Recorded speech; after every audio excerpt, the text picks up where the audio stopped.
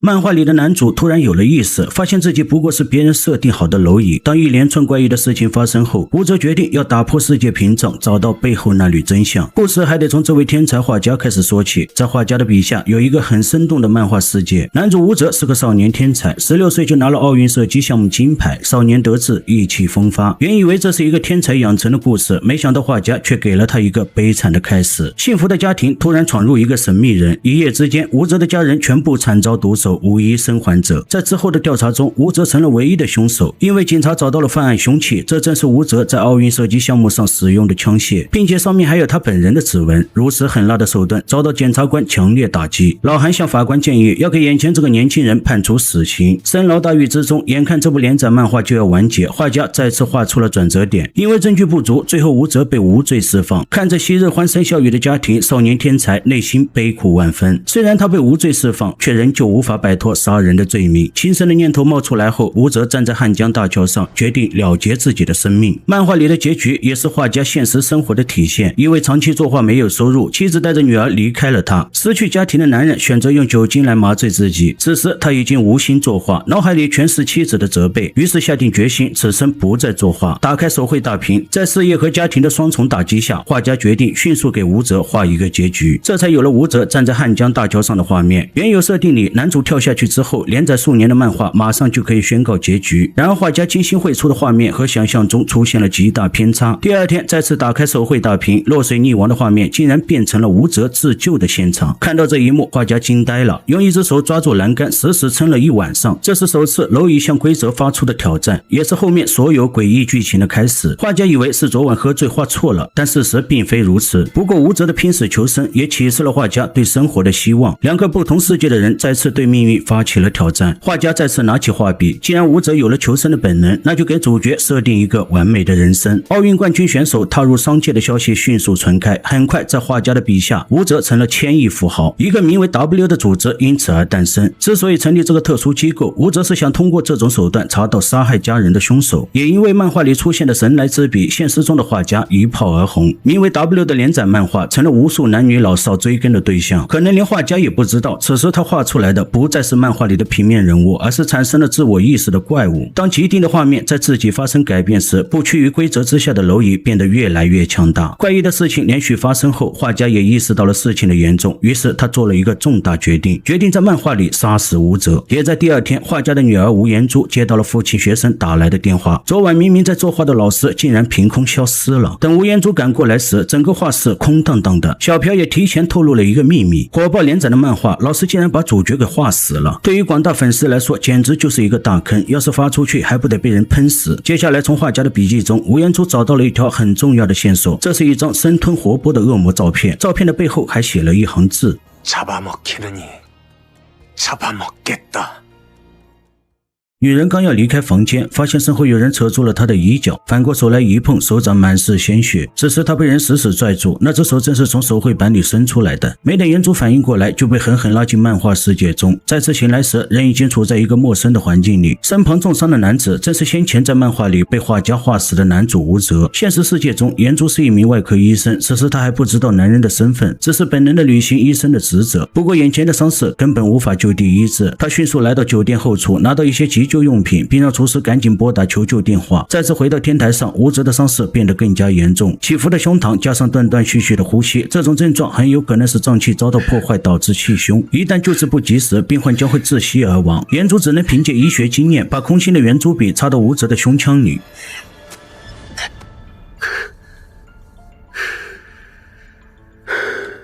随着武则再次晕厥过去，急救人员也赶到了现场。一番检查后，肺部积气得到明显缓解，武则的生命暂时脱离危险。妍珠总算松了一口气，得到贵人相助，酒店免去了负面影响。经理表示非常感谢，他们互换了名片。前者也询问妍珠为什么会来到这里。听到这话，妍珠顿时一愣，刚刚还在附近的画室里，现在却换了一个地方，她也不知道该怎么解释。这时她才发现，原来刚刚自己救下的男人竟是父亲手绘漫画里的男主武则。离奇的事情发生在自己身上，妍珠顿时觉得有点荒谬，这简直太不可思议了。等武则醒来后，目光紧紧盯着眼前这个搭救过他的女人。此时小说漫画里出现的情节顿时上演，在岩珠的正前方莫名的出现了4个字：未完待续。等镜头再次转换，他已经回到了父亲的画室中，简简单单的画室竟然让他有种穿越时空的感觉，眼前时间并没有多少变化，而在那个世界里感觉已经过去了很久很久。再次触碰手绘大屏却没有发生任何异样。岩珠把事情告诉小朴，后者却认为他在胡说八道，并且画家现在已经回来了，连载的漫画已经更新，最重要的是武则被人救下，一切都按正常的方向在发展。然而岩珠看到漫画里的内容时，整个人都惊呆了，看着那些熟悉的场面，不正是刚刚他所经历过的吗？更奇怪的是，漫画里的对话身上所穿的服饰都和自己一模一样。小朴认为这可能是老师故意加上去的，为了延伸漫画的可看性，创建一个女医生的角色非常符合当下潮流。不过岩珠清楚，这并非是凭空捏造的，那些救援场面都是自己真真实实的经历。漫画世界里，武则拿着岩珠的名片感到十分不解，以他的财力要找一个人那是分分钟的事，但岩珠的身份就像谜一样，根本找不到一点线索。唯独一点武则可以肯定，岩珠是一个很重要的人，就像人生中的一把钥匙，能打开另一个世界的大门。오연주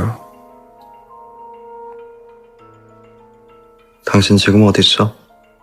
这句话也在现实生活中实时更新。看到这一幕，岩珠张大嘴巴，内心震惊无比。他赶紧跑来父亲这边，把所有情况全都说了一遍。画家的表情明显有些变化，闪躲的目光足以证明事情并没有那么简单。不过有一点可以肯定，那些漫画都是他画的。送走岩珠之后，画家立即把小朴叫了进来，他让后者立马去找一种毒药。既然怪物是他创造出来的，那也将由他亲自毁灭。小朴把老师要再次杀死武则的事情告诉了岩珠。下次更新的内容是有人指使医院护士给武则注射一种静脉毒药。听到这个消息，岩珠顿时慌了，武则可是一个活生生的人呐。天才漫画家用自己神乎其神的手段画出了一个鲜活的漫画世界。起初笔下的主人公不过是他任意玩弄的蝼蚁，一切命运走向都会跟随他的心意不断改变。突然有一天，漫画主角产生了自我意识，并通过手绘大屏硬生生把画家的女儿拉进漫画世界。为了彻底和自己创造出来的怪物做个了断，画家在漫画世界里让护士把一种毒药注射到武则的身体里。得知父亲要杀死男主，岩珠感到非常残忍。他去过那个世界，武则和真实人类没什么区别，为此他只能打电话给父亲，希望他能放过武则。让人没想到的是，两人争论期间，岩珠背后的环境在不断改变，一个没注意，他又闯进了漫画世界，手机也中断了信号，双方彻底断开联系。发现自己又来到了漫画世界，岩珠第一时间想到了武则，现在他要马上找到对方所住的医院，如此才能解除武则的危险。来到医院附近，岩珠奇怪地发现武则所在的医院竟然和自己工作的医院是同一家，唯一的区别就是名字不同而已。原来在创作漫画时，画家的学生为了节省时间，就用 PS 把岩珠工作的医院换了一个名字。既然如此，岩珠对医院的构造了如指掌。这时画家已经画到了护士注射药物的桥段，眼看就要大功告成，彻底毁灭漫画里的怪物。岩珠焦急地闯了进来，及时阻止了护士的行动。在现实世界中，连载的漫画自动发生了改变，在画家惊恐的目光中，漫画自动生成了接下来的剧情。오연주 씨 맞죠? 오연주 씨. 아닌데요. 드디어 만났네요. 오연주 씨.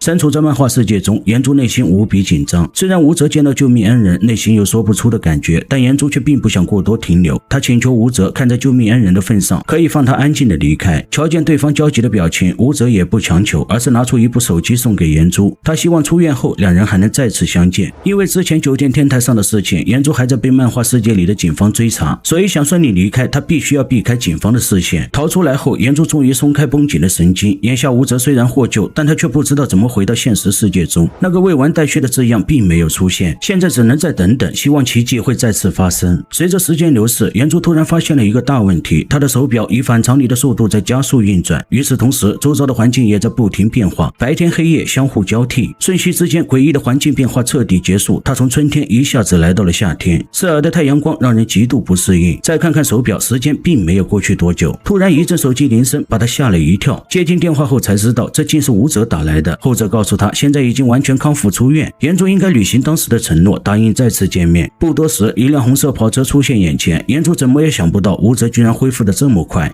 아니 무슨 퇴원을 다 나왔다고요, 벌써? 벌써는 아니죠. 2달이나 지겹게 누워 있었는데. 听到这话，严珠才明白过来，先前快速流逝的时间竟然有2个月之久。经过一段时间思考，他终于找到了答案。漫画世界里的时间完全由主角的变化而变化，读者不需要知道主角不活跃的那段时间，所以自动跳过了住院天数。因为季节变换，武则带着严珠来买新衣服，然而此时后者却无心挑选品牌服饰。2个月时间都在漫画世界里，如果现实世界的时间是同步的，那家里人肯定会因为他的失踪正在满大街寻人。严珠努力让自己镇定下来，在漫画世界里一切皆有可能。通过以往经验，不管小说还是漫画，都会在大事件以及重要节点断开。想来要是发生点什么，估计未完待续的字样就会出现。不多时，严珠走出试衣间，迈着六亲不认的步伐，径直走向武则。这番举动完全惊呆了在场所有人，就连武则也被一巴掌扇得有点发懵。他让严珠解释一下刚才的行为，自己出钱买衣服还要遭到一耳光，这简直太没天理了。严珠一边说抱歉，一边思考如何解决眼前的问题。如果巴掌都不能结束剧情，那只能用上最后一招了。